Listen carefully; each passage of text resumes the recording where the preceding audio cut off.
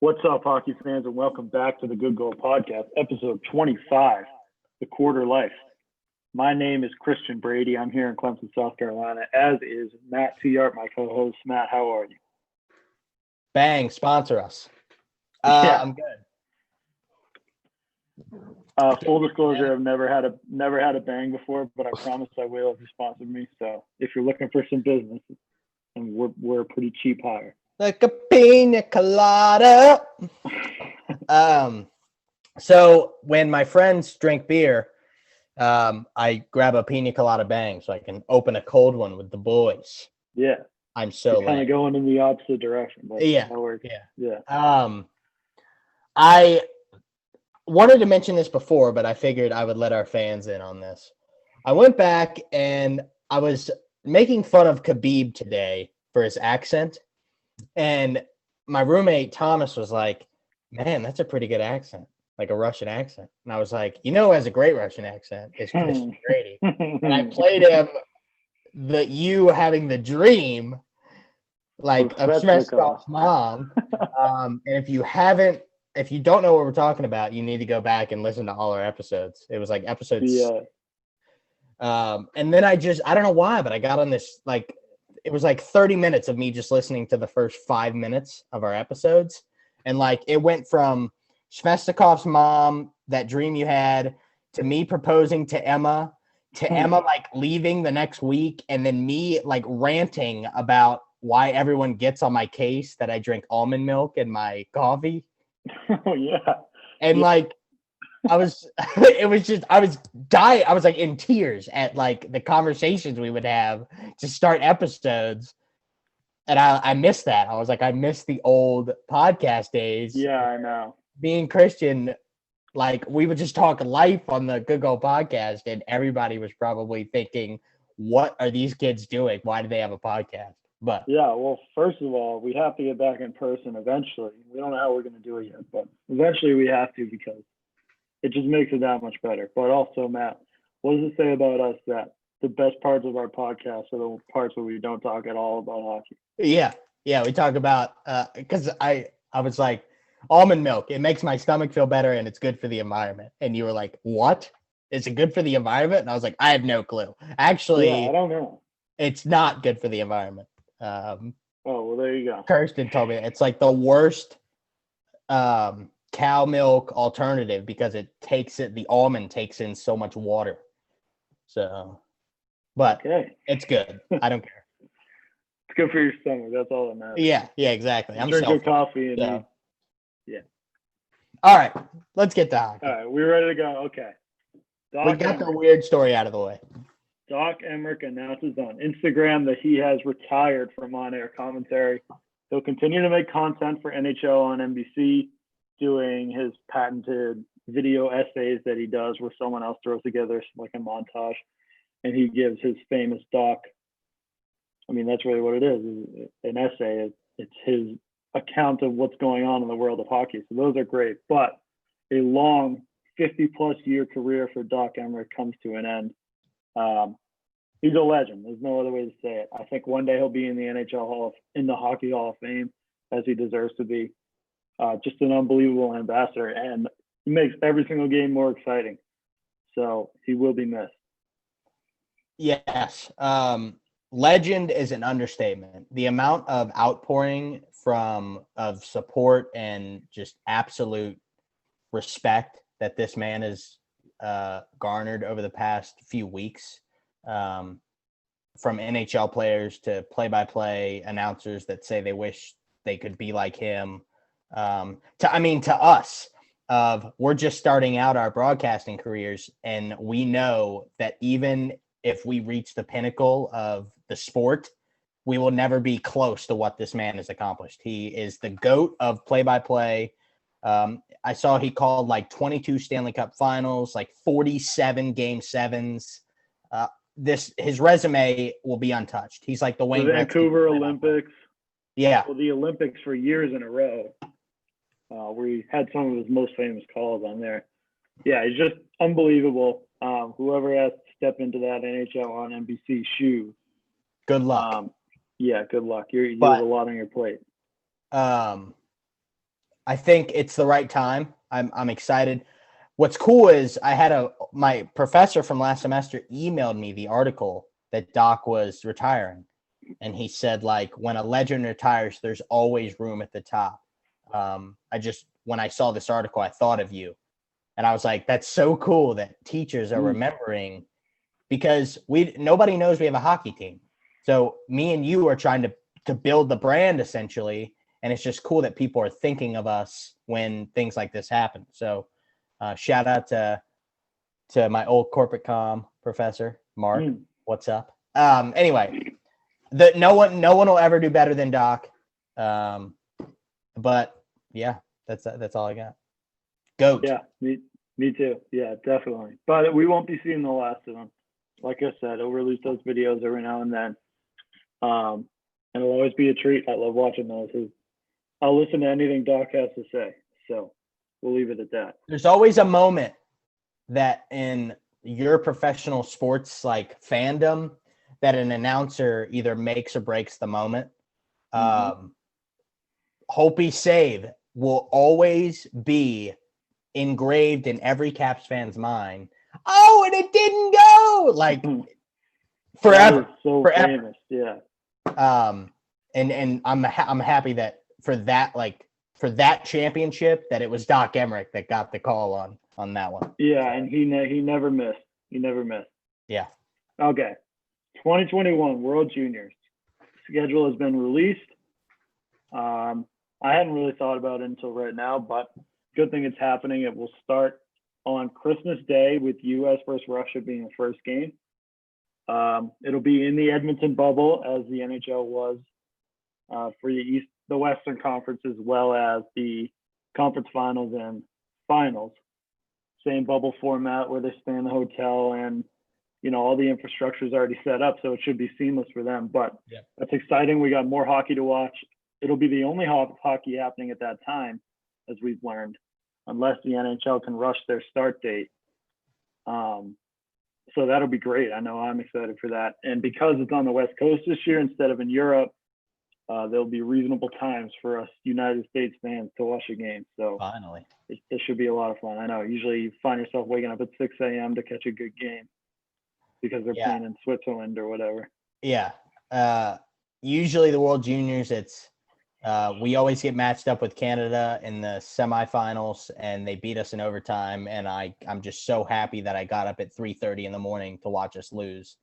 But I'm excited.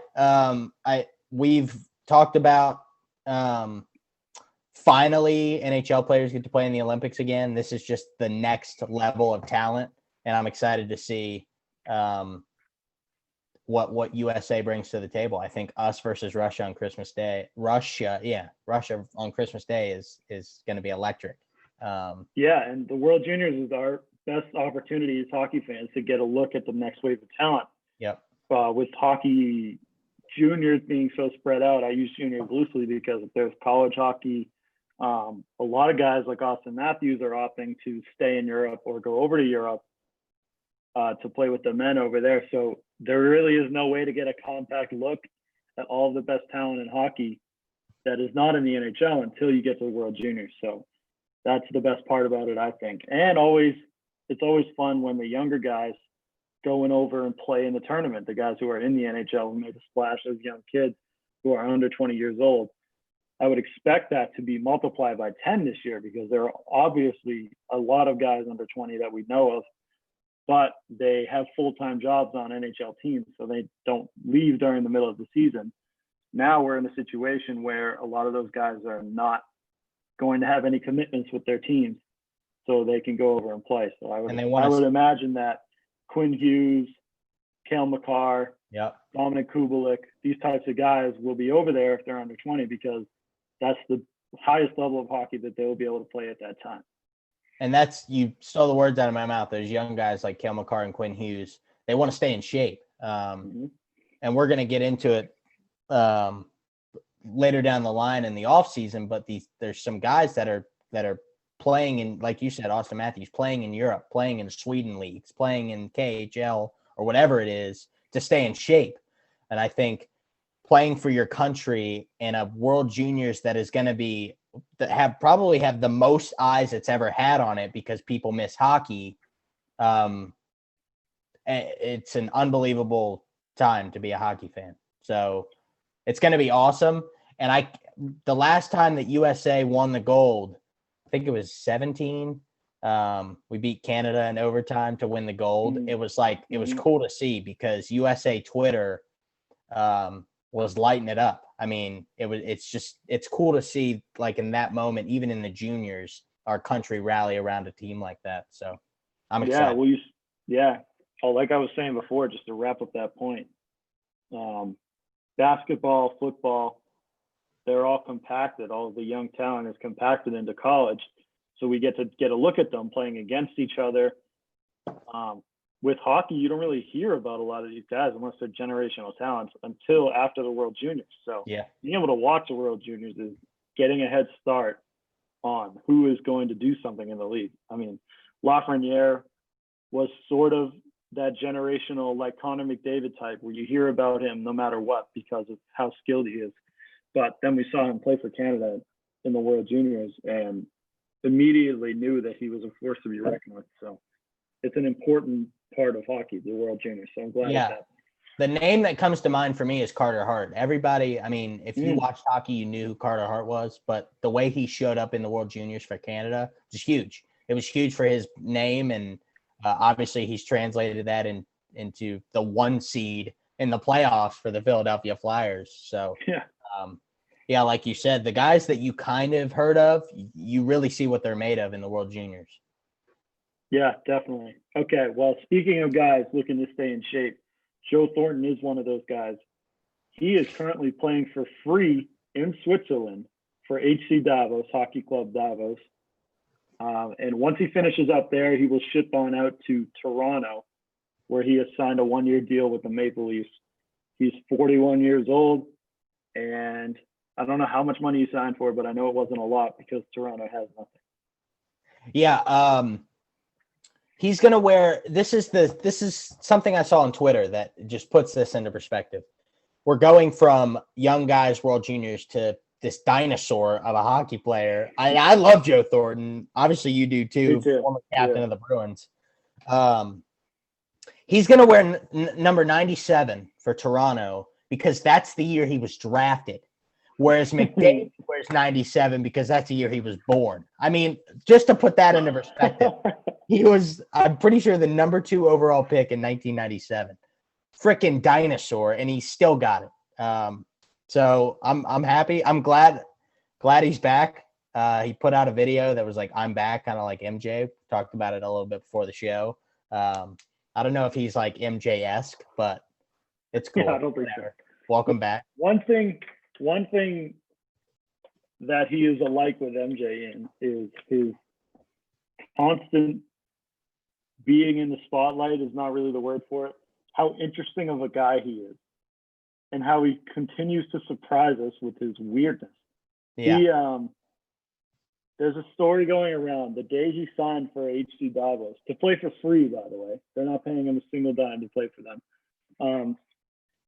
He was spotted in his Switzerland driveway shoveling without a shirt on because there was snow on the ground and he wasn't wearing a shirt while he shoveled. So, he's just a freak of nature. He's a once-in-a-lifetime human being. So I'm glad we get to enjoy him for a little longer. But yeah, that's Jumbo. As a Joe Thornton, as someone who wants to see him win a cup, because we talked about it when the playoffs or when the bubble kicked back in, that we wanted to see him sign with a team that had a really good chance. We were saying that he could sign with Boston and like win the cup with his old team. This sucks. I don't think Toronto's gonna win the cup next year. I want to see him go to a team that has a shot. Yeah, this is gonna come back to bite me because we trashed Tampa all regular season and then they win the Stanley Cup. So Toronto's gonna blow everyone out of the water next year. Yeah, I really don't think they will, but yeah, we could kind of see it coming. I mean, this is when this whole narrative started with us of saying something and immediately knowing it was going to backfire on us was talking about Tampa. We knew that they were like unbelievable on how any second they were going to turn it around. Yeah, I don't feel that with Toronto. The Islanders went on a 16-point streak. It was like the longest since they won the cup. And that day we talked about it, they lost. Like, what are the odds? Well, 50-50, I guess. Either it happens or it doesn't. But yeah. Okay. Other notable signings other than Joe Thornton. The Ottawa Senators signed Evgeny Dadonov to a 3-year, $15 million contract. That's $5 million AAV for some much needed reinforcements in Ottawa. They had I don't know if they had a good offseason. They definitely had a notable one. Signing Matt Murray, now Dadonov, others that I don't have right in front of me, but you're hearing Ottawa a lot in this offseason, buying out Bobby Ryan's contract. So they've definitely been active, but I still think it's a hellhole. I think you send guys to a black hole when you send them to Ottawa. It's kind of like we're talking about the New York Jets and how if they get the number 1 pick, nobody wants Trevor Lawrence to go because it's like he's just signing himself a death warrant. That's how I feel for anybody who goes to Ottawa right now. I was going to ask you, have you heard the narrative that everyone's going to try to convince Trevor to come back if the Jets get the 1 pick? I don't think, just to switch to Clemson because we go to Clemson, I think Trevor's already gone because I think he's going to go anyway. I think he wanted to stay and Dabo talked him out of it because he's guaranteed a $30 million signing bonus. Anyway, back to hockey. I agree with you. Ottawa, if there's any team we don't give enough trash to, it's the Ottawa Senators. Matt Murray's career is over. Apparently so is Evgeny Dadonov's career. He's an older guy too. They just need to replace Ottawa with some AHL team and give them a shot, like relegate them to the AHL because that's how bad their organization is. Yeah, well, what they have to do is move Ottawa to Hartford again, and we'll get the Whalers. That's what I want to see. But they're never going to do that. They're going to keep them out in the boondocks of Ontario, which is literally an hour away from Ottawa, where nobody is, so nobody goes to the game. Yeah, exactly. I mean, an owner gets a team in probably the best market on earth to have a hockey team, and he decides to move it away from there. So you're called the Ottawa Senators, but you're not anywhere close to Ottawa. Yeah, it's only the capital of the country that invented the sport. Like, yeah, figure it out. It'd be like if the Charlotte Hornets decided to put their team in, I don't even want to say Spartanburg, like they put them in what? Asheville? Yeah, upstate South Carolina where there are no people and still call themselves Charlotte because it's an hour away, but there's absolutely no reason for them to be out there. It's the exact same thing. You have yourself an unbelievable, perfect situation to situate a hockey team, and then you don't take advantage of it. I just don't understand the reasoning behind it. Well, you're trying to justify the decisions made by the dumpster fire that is the organization of Ottawa Senators. Exactly. But okay, let's move on. The Pittsburgh Penguins signed Cody Ceci to a 1-year, $1.25 million contract. He was probably one of the worst defensemen on Toronto this year, but he's not bad. He's good. So that'll at least help their lineup. The word that came to mind for me is consistent. He's not great, but you hear his name enough to know that he makes waves. I think this is a good signing for Pittsburgh. I think a change of scenery will be good for Cody Ceci. He's a solid player, obviously. And that's big because they lost Justin Schultz to the Capitals. So they need a second line, a good solid second line pairing, and I think that's where he'll be. So, good for Pittsburgh. Yeah. Okay, and the last one, another Cody Eakin signs in Buffalo for 2 years, $4.5 million. That's 2.25 AAV. He will play with Jack Eichel and now Taylor Hall. Yeah. So that should be fun to watch. Cody Eakin is a special player. So Cody Eakin, this is like his 7th team in a year and a half. Obviously, I'm exaggerating, but he started out as a Caps prospect, one of the best, and then he went to Dallas, and then he went to Vegas, and then he went to Winnipeg, and now he's in Buffalo. So I'm excited to see him get back to the old Cody Eakin because his stock when he was a prospect was through the roof. I mean, this guy's potential is unbelievable. He's still young too. That's what Dallas saw in him. That's what Vegas saw in him. I mean, he was a first-line center before William Carlson scored 100 goals that season. So, I mean, good for him. I'm excited to see where this team takes him, and I'm actually excited for this team to get some talent around Jack Eichel, and to see Taylor Hall get back to the way Taylor Hall used to play hockey, which is Hart Trophy level. So definitely the biggest question mark going into next season is how Buffalo will perform. Obviously, Taylor Hall has put a lot of stock into the fact that he thinks that they're a winning team. So do we trust him or do we trust, last year they went on a tear out of the gate and then fell off. And it just felt like we were going to see that forever until Jack Eichel retires, which would be a shame. So it looks hopefully it looks like the first line is going to be Skinner, Eichel, Hall. Skinner making the move from Carolina to Buffalo a couple years ago was huge for his career. So that first line, and now adding Cody Eakin probably on the second line and the second he'll play center on the second line. That's big for Buffalo, especially on the special teams. So definitely. Before we move away from free agency, I have an article pulled up, NHL.com, just listing the remaining unrestricted free agents. Zdeno Chara, but you are pretty confident that he's going to re-sign or retire. Yeah. It's 50-50. If he doesn't re-sign. With that being said, I don't think that if he retires, it'll be 100% his decision. I think it's possible that the Bruins are forcing him out. However, I find it highly unlikely that if he is willing to sign with somebody, that he signs with anybody but Boston. Okay. He could re-sign with Ottawa, who drafted him 1,000 years ago. Please no. Alex Galchenyuk, who we talked about when he was traded on my birthday from Pittsburgh to Minnesota. That's right.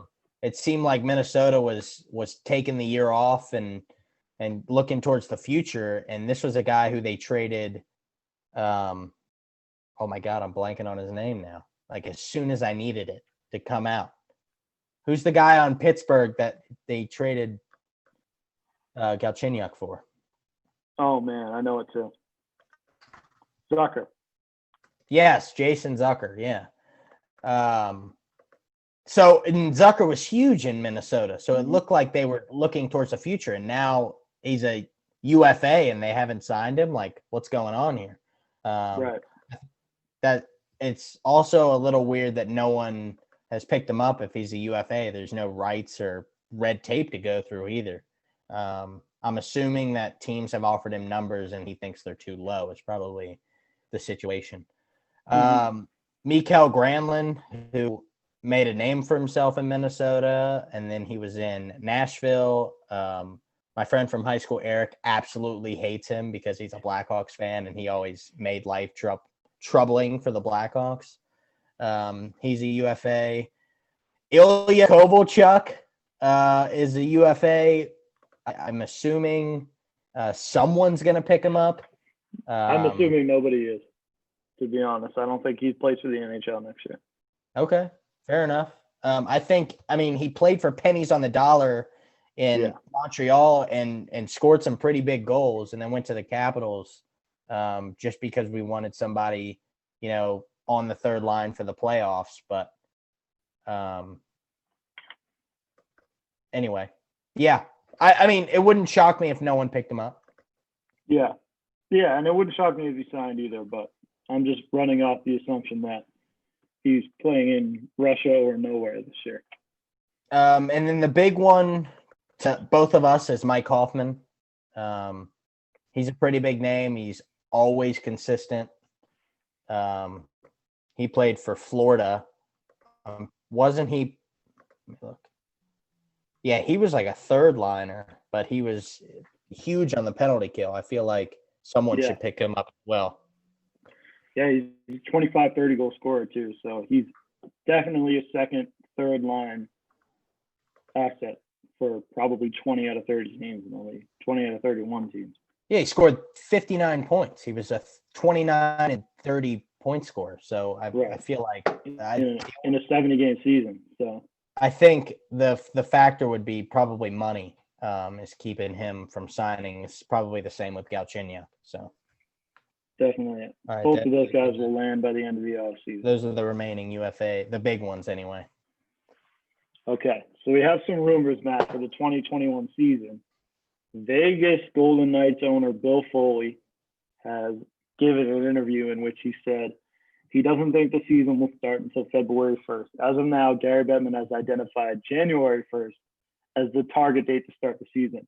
But Foley thinks it won't happen until at least a month after that. He says it'll probably be less than 60 games. And the most important part of this article to me was he said, my team, other teams in this league, cannot afford to play without fans in the stands. He said, this is all contingent upon when and how many fans will be able to attend the games, because otherwise the franchises can't survive without them. So that's a little bit scary, having to rely on a very unpredictable pandemic to subside in order for the NHL season to go on. It doesn't make me feel good about the prospect of seeing hockey next year, but I think we will. I'm just hoping that fans can get in the stands safely and in a reasonable amount, because otherwise it doesn't look like they'll have a season. If there is a commissioner that I believe in the major four sports, it's Bettman. It's weird that I say that because we trash him a lot, but well, it's a quick turnaround because we only didn't like him because of one reason, and then he fixed it. So yeah, I just he's think on our good side now. It's a tradition to boo the commissioner, but the way he handled the bubble, the way he handled testing, the way he handled to get the new CBA done under these conditions, it's unbelievable. I just don't think he gets enough credit for everything he was able to accomplish during all this. So with that being said, if there's anybody who can figure this out to have a season next year, I think it would be him, because Manfred handled baseball horribly and nobody likes Roger Goodell. So Goodell has made some serious mistakes in setting up the NFL season. Yeah. Anyway, basically pretending like COVID wasn't going to ruin any game. So that's my response to that is I believe in Bettman, and I think we'll have a season regardless. And I just hope that we get back to somewhat normalcy, so we can have my dad already renewed season tickets, so we're gonna see how that plays out. I'm pretty sure the last comment I want to make is I'm pretty sure Ottawa would be fine with full capacity. So yeah, it's like the Dolphins, where the Governor DeSantis in Florida said stadiums can fill to full capacity, and people are like, well, Dolphins never get more than 20% anyway, so they might as well just let them. Well, how about Florida and Dan Mullen saying, let's get more fans in the stands, and then he tests positive for COVID the next game. Immediately. Yeah. All right. Okay. So we've been meaning to talk about awards for a while, but they have all been announced over the course of the end of the season. So why don't we just get ready for some rants. We'll start with the Ted Lindsay Award, which is the MVP as voted on by the NHLPA. The finalists were Leon Draisaitl, Nathan McKinnon, and Artemi Panarin. And Leon Draisaitl took it home, obviously. Knew this was going to happen. But actually, before we get that, sorry to cut you off immediately. Go ahead. I will announce the Hart Trophy at the same time. Same three nominees. Same winner, Leon Draisaitl. So he's the MVP unanimously across the league. Go ahead. This not shocking. We knew this was coming. It's weird to say, but I think the Ted Lindsay is more prestigious than the Hart, just because the players are the ones that vote. That's why we see McDavid usually win this every year. Good for Draisaitl. I mean, talk about putting Germany on the map for hockey. This guy is not single-handedly, but he's like what Landon Donovan did for soccer in America to Germany in hockey. I mean, Germany is now on the map, and they have some star players. So I'm excited for them as a country to get into the best sport in the world. And good for Draisaitl. I mean, it's awesome that unanimous best player in the league is on his team, and he gets to look at him and be like, "What's up? Like, I'm better." Yeah, I'm the winner now. Yeah, and he's on the second line too. Unbelievable. Yeah, he only scored 1,000 points on the second line this year. So, yeah. Well, he had 112 in 68 games, something stupid like that. That's absurd. Which, if I'm doing the math right, means he was on pace for like 255 points or something like that. So no, you're not doing the math right, but well, I'm a column major. Okay, Calder Trophy, Rookie of the Year. Nominees were Quinn Hughes, Cale Makar, and Dominic Kubalik. At the end of the year, there was sort of a race between Hughes and Cale Makar. Hughes looked like he was catching up, but Cale Makar takes it home. I think I picked Quinn Hughes, but honestly, you can't go wrong with either of those two guys. And you can't go wrong with Kubalik either. He scored 30 goals this year. But all three are exciting for the future of the league. Cale Makar, UMass kid, got to represent Hockey East. But he is not an American, which is sad, but that's okay. Matt, I know you're an Avalanche connoisseur, so I want to hear what you think about this. All right, so I pulled up the notes from December 23rd. The Hart Trophy winner, you picked McDavid. I picked McDavid, but I wanted Draisaitl. I made sure to put that. And then Calder, we both picked Cale, so we were both right. Nice. Yeah, he won it in November. The kid's unbelievable. Quinn Hughes definitely made a run, and Kubalik made both of us eat our words in his playoff debut, breaking the playoff debut record for points. We're like, who is this guy? Never heard of him. To be fair, there was absolutely no reason to watch the Blackhawks until that game. So I'm going to give myself a little bit of credit on that one. Fair enough. But the fact that we said never heard of this kid and then he scores 5 points made me believe that he watched our podcast. No, it's no shock. Cale Makar he's going to light up this league, and he's going to win probably several Norrises by the time he hangs up the skates. So, yep, agreed. Okay, Jack Adams Award, which is the best coach, Bruce Cassidy of Boston, John Tortorella of Columbus, and Alain Vigneault of Philadelphia. Bruce Cassidy wins. I think any of those guys could have taken it, but Bruce Cassidy had the shortened season, led the best team in the regular season. So that's all I got. I mean, I love Bruce Cassidy. I think he's done amazing things for the Bruins. We haven't missed a playoff since he stepped to the helm. So I love him. I can't wait for the future of the Bruins under his management. No shock. I wish the first part of the bubble would have been considered. I think Vigneault would have won it in that case. Yeah. I'm not surprised. I'm not upset, but deserving wise, I don't think anyone picked the Blue Jackets to even be close to the playoffs, and they knocked out Toronto. So I would have liked to have seen Tortorella win it as well. But again, the fact that you guys lost the cup last year and then to just absolutely dominate the league in the regular season this year says a lot. So very deserving. All three were deserving of it. And again, I'm not upset that Bruce Cassidy took it home. Yeah. Okay, the next two awards we talked about last episode, but or 2 episodes ago, but we might as well just mention it. The Masterson Trophy for perseverance, sportsmanship, and dedication. Stephen Johns, Oscar Lindblom, and Bobby Ryan all were nominated for that. And Bobby Ryan took it home, gave an incredible speech. Go listen to our last episode. We talked about it. Bobby Ryan definitely deserved it after the mental health, substance abuse, all the stuff he went through. He's been able to overcome it and just signed a new deal in Detroit.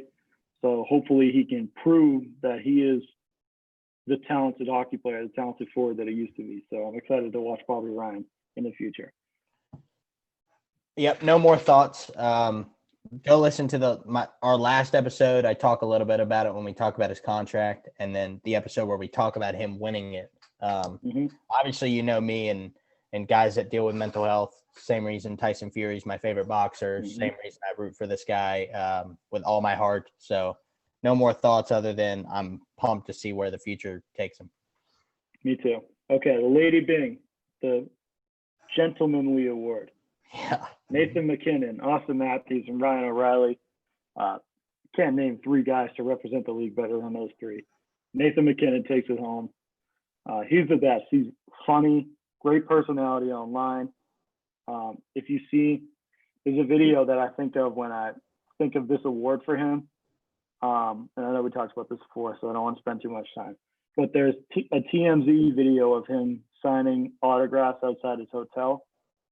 And the guy walks up to him with his phone camera or whatever, like TMZ reporters do. And he was like, TMZ, why? Like, I'm not famous enough for TMZ. Maybe talk to me in a few years. So, like, that's just a perfect, it's just funny. It's perfect gentlemanly conduct at the highest level of play. That is Nathan McKinnon. So he definitely deserves this award. And I love me some Nathan McKinnon. Yeah, I don't think we talk about Nathan McKinnon enough. And we talk about him every episode. Yeah. I mean, he's going to win a Hart. He's so close. He's going to win a Hart before he hangs it up. Hopefully he wins a cup before he hangs it up. He's going to win a cup too, yeah. Because that team is so young and so freaking talented. I can't think of anyone other than McDavid that would exemplify hockey as a whole better than he does. So good for him. It's kind of like, and we talk about this every episode as well. Gretzky saying, "Are you kidding me? You're going to pay me that much to play hockey?" It's kind of like that, where it's like, this guy is a Hart contender every year, and he's like, "I'm not famous enough to be on TMZ." Like, he just wants to play hockey. So I love it. I'm glad he won it. Also, anybody famous enough to be on TMZ is trash. So he's wrong, first of all. Maybe deduct some points for him being stupid for that take, but either way, it shows his humility. Okay, the Vezina Trophy. This might have been the most surprising of all the awards. Connor Hellebuck, Tuukka Rask, and Andrei Vasilevsky were the three nominated, and Connor Hellebuck was the one to win, who the bottom of my heart, I believe, is the third best goalie on that list of three goalies. That's not to say he doesn't deserve it. He's probably the third best goalie in the league. But to be honest with you, I just don't think that he was the best goalie this year. So not to be a homer, because you know that I'm not happy with Tuukka Rask at the moment. But I really, with all my heart, believe that Tuukka Rask was the best goalie this year in the regular season, and Andrei Vasilevsky is the best goalie in the world right now. So I don't know how they arrived upon that decision. So on December 23rd, happy birthday to my brother. You picked Tuukka and I picked Darcy Kemper. Darcy Kemper, had he not gotten hurt, would have won this thing in a landslide. Definitely, yeah. But yeah, I agree with you. He's the third best goalie in the list. But with that being said, it's about damn time that Connor Hellebuck gets some credit for how consistent he's been for Winnipeg. Winnipeg is consistently making the playoffs, and he is the biggest factor. So I'm excited for him. Vasilevsky and Tuukka, don't they both have Vezinas? Or yeah. So it's like, it's not that big of a blow to them. Whereas Definitely. This finally solidifies Connor Hellebuck as a top goalie in the league because he's consistently overlooked in that aspect. So that's why I'm happy with the results. It's just because it's someone like that who gets overlooked all the time finally gets credit for how consistent he's been. It's kind of like when Pekka Rinne finally won the Vezina. It's like, this guy's been doing it forever. So yeah, that's a good point. Okay, and I agree with you with everything you just said. No hate to Connor Hellebuck. Congratulations. The Selkie Trophy, the best two-way forward. The perennial contenders, Patrice Bergeron and Ryan O'Reilly. They were nominated with Sean Couturier, but Sean Couturier takes it home, the Philly forward. He deserved it. I mean, this is one of those things where you can't decide on a winner. You really have to watch every game. of each one of these guys to understand who's going to be the winner. So I trust that they pick the right guy. I mean, I know he has a reputation of being a strong two-way forward, so good for him. Same exact argument as the last one. Bergeron's won it 1,000 times. Mm-hmm. So give it to someone else. And Ryan O'Reilly, same thing. He's been a finalist for like 6 years in a row. So yeah. Patrice Bergeron this year actually broke the record for the most Selke nominations. So that in itself is an award. So you can give the real award to Sean Couturier. Okay, last one on our list, the Norris Trophy. And I know we're going to talk about our predictions on December 23rd for this one. We both believe that John Carlson had taken this award and flown to the moon with it on December 23rd. But then maybe he hurt his ankle a little bit and he ballooned back down to earth because Victor Hedman and Roman Josi, who were his other nominees, Roman Josi ended up taking home the award in Nashville. Matt, I'm going to let you rant because I know you're upset. So I'm just going to let you get it out. If this is a bubble-only award, Victor Hedman wins it in a landslide. Victor Hedman's the best player in the world right now.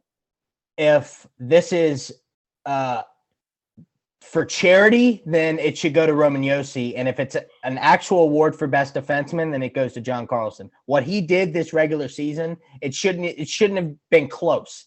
And I made a bold hot take that if anyone other than Carlson robs him of the Norris Trophy, then I will never watch hockey again.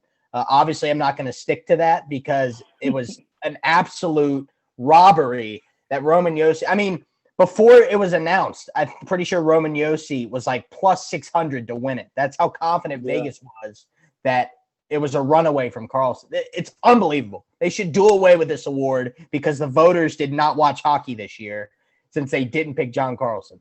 Unbelievable. I mean, I called you once they announced it, and I was like, well, I'm never watching hockey again. Yeah, you were despondent. You called me after this. You were very upset. Yeah, I could rant for 20 more minutes, but that's where I'm going to leave it at, is I don't know what the voters were watching, but it wasn't hockey.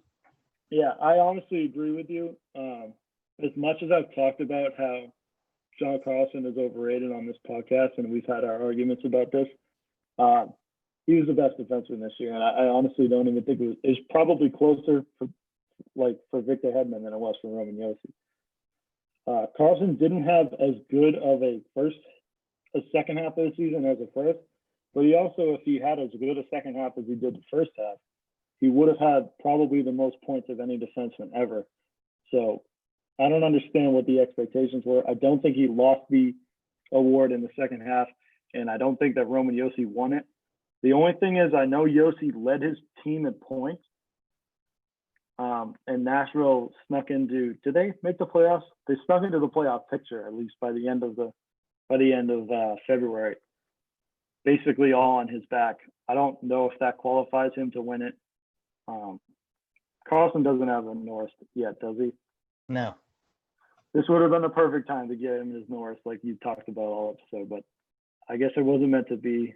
It wasn't meant to be. He was only fourth in points, not for defensemen, for all NHL play, or fourth in assist. And he was like top 15 in points for all NHL players. And he led defensemen in points. And it wasn't even close, people.